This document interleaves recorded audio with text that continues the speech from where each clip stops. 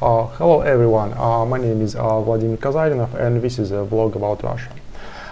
So in today's video I would like to show you another Russian city, quite big, not small at least, the original center, which is called Smolensk. So first of all, let's have a look on the location where Smolensk is located. So on this map we can see this immense Russia. So moving west here we can see Moscow, the capital city, and here you could notice Smolensk right now, but moving on, let's say west and some south direction, you could see the city of Vyazma, where we've been in one of previous videos, and here we can see Smolensk. So this is our goal, so this is where we're gonna go. Smolensk is, as I mentioned previously, the regional center, the center of Smolensk Oblast. Oblast in Russian language means like region, maybe state, according to United States standards, for example. So let's have a look on the dynamic of population of this city. So at the very 1st of January of 2023, we had 312,000 and some citizens in this city. I would say this is not a big city according to a big regional center according to Russian standards, but at least not small. So, and looking at dynamic of population of Smolensk, we can see that it's slowly but surely declining. So bit by bit the city is getting smaller and smaller, not critical. This is not critical. This is not, I wouldn't call this a depopulation, but it's still.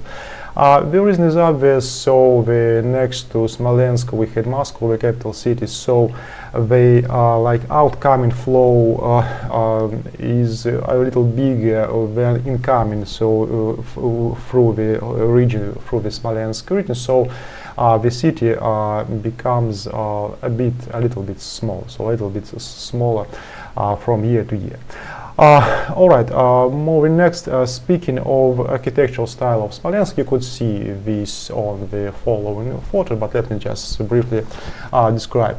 The city has a lot of examples of really good Orthodox architecture, first of all of churches.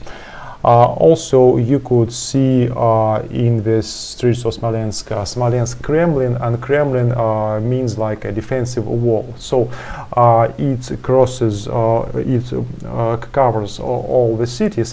Partly it's destroyed, partly it's safe. It's really a beautiful place, beautiful sight to see. And let's once again look at the location of Smolensk. So you could see that this is a neighboring city, a bordering city. So this territory was not always part of Russia, was always not part of Russian Empire. Historically, this territory was disputed by Russian Empire and some Western countries like Rech Pospolita, which is no longer exists. And also during the World War II, the city was affected much by invasion of Nazi Germany. So it like defensive cities, like bordering city. So this brings really interesting trade in, I would say, in mindset and the mentality of the citizens. This is my own experience, so I don't pretend on objectivity, but still. When I've been in Smolensk several years ago, I felt this, little sense of suspiciousness on faces of citizens, really slight, really little. And not on the faces, on the looks of young people and people of my age, but especially on looks, on faces of, senior, older citizens, especially when they see a man with a camera walking down the street and sometimes make photos, so they could look at you like, oh, well, are you a spy or something, or something like this. Well, I want to be objective. I had no troubles in the city. I had no conflict situations. It was all absolutely fine, all great.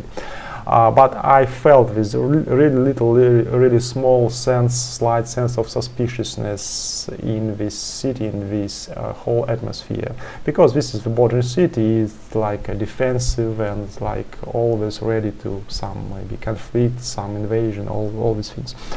I can compare. I've been in some Russian and non-Russian cities and towns, so I can compare something I really felt in this city. All right. So I guess that's all from me for today, and next let's see some photos of Smolensk made by me, and I'm saying you goodbye, thanks for watching, and see you in next videos.